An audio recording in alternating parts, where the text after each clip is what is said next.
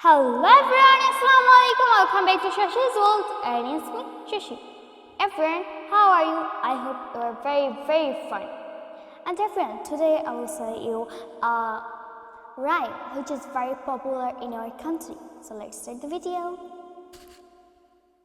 বাবা তো বাবাই হন, গরিব কিংবা ধনী, বটবৃক্ষের মতো আগলে রেখে পড়তে থাকেন তিনি।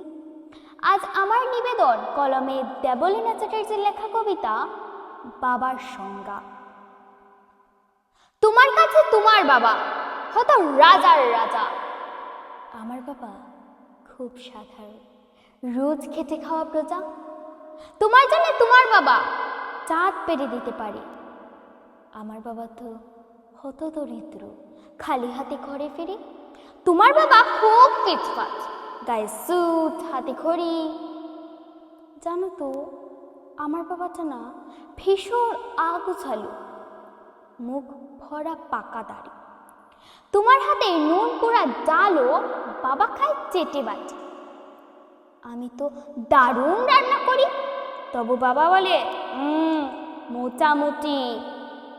তোমাদের জন্মদিনে বাবা দামি উপহার দেয়, আমার বাবা এত আনমনা যে দিনটাই ভুলে যায়।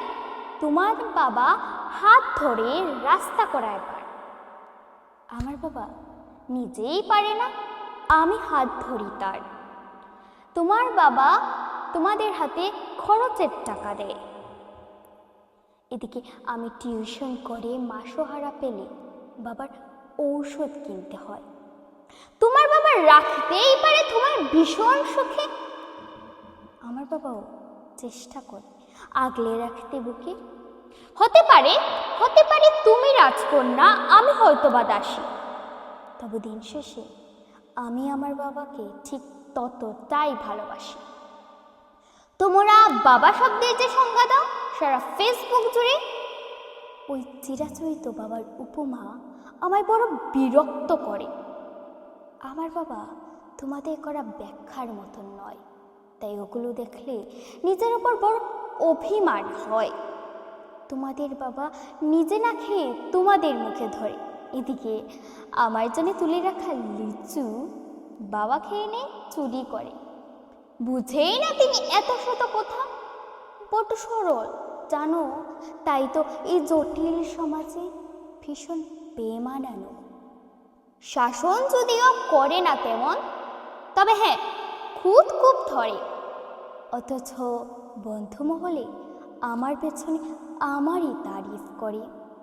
আমি নিজেও ওনাকে বকাঝকা করি, ভুল করলে আকস্মাত, আবার কেউ ওনার দিকে আঙুল তুললে ভাঙতে পারি সে হাত। বাবা পরীক্ষার আগে সংশয়ে বলে, পাশ করবি তো বল। রেজাল্ট বেরোলে ভালো ফল হলে তার দু চোখেই জল। কিছুই করি না, তবুও আমার সারা দিন ধরে বকে। কিন্তু যখন সবাই বেরো ঠিক তখনই পাশে থাকে, যে বলে আমার দ্বারা কিছুই হবে না নাকি, তাকেই আমার সাফল্যে আমি দামামা বাজাতে দেখি।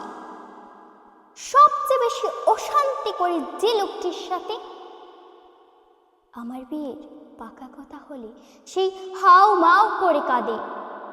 অথচ যখন জিজ্ঞেস করি পারবে থাকতে ছেড়ে, উত্তরে বলে বিদেয় হতো আমি বাঁচবো হাত পা ছেড়ে।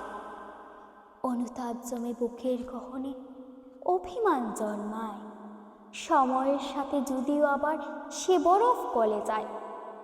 এই পৃথিবীতে সময়ের সাথে কত পরিচয় হয়, হিসেব করে দেখছি কেউই বাবার মতন নয়।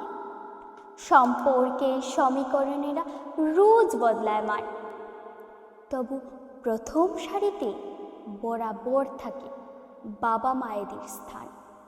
ঝগড়া ঝামেলা অভিমান এসব এত কিছু পরও আমায় একটা বিষয় ওনার প্রতি দুর্বল করে বড়।